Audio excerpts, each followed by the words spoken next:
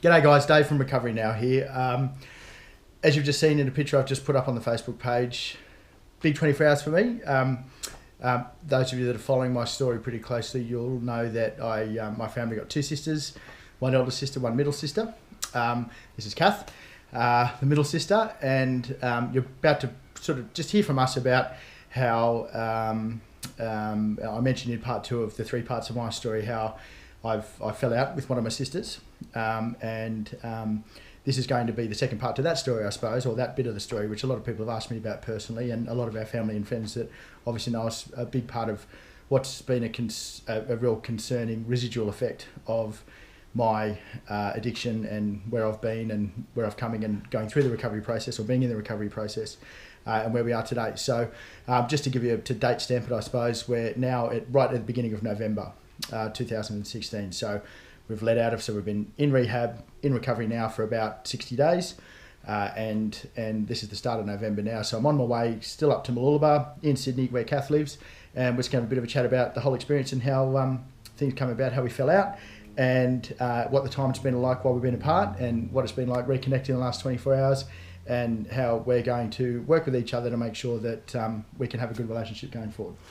And I talk a lot, and I got banned. I was given a 24-hour in rehab. I was given a speaking ban for 24 hours because it's a wall of words, they called it. Hi to my therapist back there at SPP. Okay, so Cath. Hi everybody. So I'm Cath, Dave's older sister, but the middle child, which comes along with its own problems in itself, doesn't it really? But look, it's only just been over 24 hours that my brother's just stepped back into my life. At first, I'm glad he made it a surprise, because I don't think it's something that you can actually organise and put it and book in. I think it has to be spontaneous. It has to be probably when one person's not ready. But at the same time, seeing my brother yesterday morning at 8 o'clock as I wandered out of my bedroom with my head sideways and one eye half closed, and I hadn't even had a coffee in my system. It was my heart just filled with so much love, and I just felt like all of those emotions and anger and frustration just dissipated as soon as he had his arms wrapped around me again, and I could feel his strength. I could actually feel his presence, and his soul is recovering, and it's here, and it was right in front of me. So so that in itself, those couple of seconds and those hugs and that tightness from him is something that I needed back in my life. And I needed him to spend some time with me and talk to me. And we had been off the grid with each other for several weeks. And so I wasn't 100% sure that how it was going to go, how a reunion was going to go smoothly or anything like that. But I also had no doubt of our friendship and that stability that we always had. Yeah. And I think the one thing that's kept a hold of my faith in Dave, even throughout this really troublesome time, is that I know my brother's soul, and I know the root of my family is just such strong, good people. And he loves his sisters, he loves his nephews and his nieces, and there is no time can keep him away, really. He knew that he needed to come back in for his own healing. So so here we are today. Yeah, and that's I think that's a key point. Like, so we're here today. So what we may do is now jump right back to the start. Yeah. So for you, where did you feel? So, and again, I won't keep going over the story. So maybe it's best if you're really interested in this story, if people would go back and have a look at all of my videos. You can do that on the YouTube page. You can actually watch the chronology of my story. So please do that. So we won't keep revisiting the story. Yeah. But so, taking my story into consideration, when was the point for you, Cath, when you really felt that there was an issue? So outside of the fact that you knew and let's be honest, you knew that I used recreational drugs. You knew that I was a heavy drinker through my 20s and my early 30s. I came out of the closet. I told my family I was gay. So all those big steps that we'd gone through. But when did this seem to be what you believe to be this new acute drug problem hit your doorstep? Yeah, well, I suppose it was during December 2015 when you asked me to return back to Cowra from Sydney and help just get a handle of all of the functions and all of the general run-of-the-mill things that really happen at the end of the year for a pub, which is an extraordinarily busy time. And the one thing about Dave is that he loves a party. He knows how to organise one. And when he needed me to come home and help him, I just thought, there's something not right here, and I actually felt that maybe it's just a domino effect or a ripple effect from you coming out on November 15 with the anxiety and this sort of whirlwind of information and personal sort of journey that you were going on at the time. But what really sort of brought something was to my awareness is not only an intuition that I have with you, but it was an erraticness, it was a distance. You wanted to create so much distance already in December. You wanted to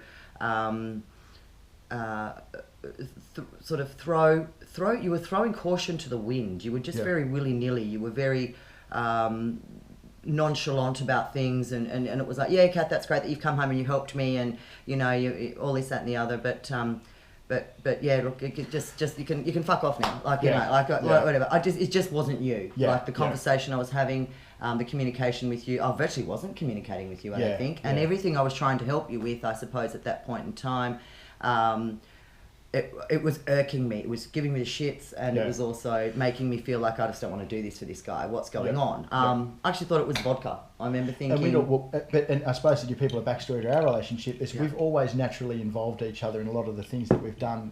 Previous roles that I've had at rugby clubs, previous things that you've done, we've always naturally had an affinity about... Support. Well, but even just the type of jobs that we've liked to do, where I've had hospitality and you had sort of a marketing background, or you've got a real creative and artistic background, and I've always included you when I've needed. So we've always worked, I suppose people need to understand, we've always worked well together. Sort of things just sort of would always mesh together. We'd have our arguments and stuff like that, but that was a brother-sister thing. But this seemed to be a bit of a different thing. Yeah, it was. You noticed there was it was almost like I just wasn't present. Yeah, absolutely. Okay. So it's a good thing. And again, I suppose what we talk about recovery now, we don't want to talk down the camera, we don't want to give advice, but maybe that's one key thing that we can take out of this, is that you noticed there was a distance. Yeah. Like that was a key thing for you to know. Yeah. Well, the thing is, you can't put your finger on it, and you don't have the strength to say, hey, are you using ice? Because at the time I actually didn't know much about the drug myself. It hadn't entered into my world on any level. So also what that sort of meant was that you were really good in distracting my thought process about, I want to ask him what's happening, you know, but you were too busy. You gave me so many stories, and so I think that's always something key for people and siblings and sisters and parents to look for, is when they're so non-committal to anything and they just can't do these really simple tasks. Like a redirection. Moving, I know a good mate I've been dealing with lately talks about moving target syndrome. That's it. Yeah. So it's like, you know, there's something over here, I'm always looking over your shoulder, which was very easy to do in hospitality and being at the pub, because I could just, I've got to go serve these customers, or I know that from personally, that was a lot of my close friends that were witnessing my unravelling, I suppose, at the pub, that, you know, some of the things I was doing, like I would leave mid-sentence and not even know. I was going to say, and people would be like, or one sentence, even when I was still engaging someone, one sentence would stop and another sentence would start, and I wouldn't know, then I'd walk away and they'd be like, fucking hell, what the hell was that? Exactly. You would. And you just go, do I have the energy to get into this? What is going on? I've got 2 children, I've got a business and back in Sydney. Do I really need to go into this energy? What is he doing, you know? And so that's where a decision where it makes, when you've got your own things in your own life going on, and you know, we're all have no time left for a lot of things, but what it was then, okay, I wanted to stay in Cowra. I wanted to straight away work out what was wrong. You've got to tell me and I'll fix you. You know, that's sort of, I suppose, what we wanted to do. And that's probably right at the next point. So your decision was then, so we couldn't, you felt, so I've got to talk in the eye, and I'll let you talk about it. So what did you then feel? So if what you've just said there is that you couldn't confront me yourself, so what was your tactic? So pretty much it was to talk about you behind your back with my mum and my sister, and my husband. Do you mind me asking how so you went mum first? So do you mind asking me how confronting that was for you to talk to mum and dad?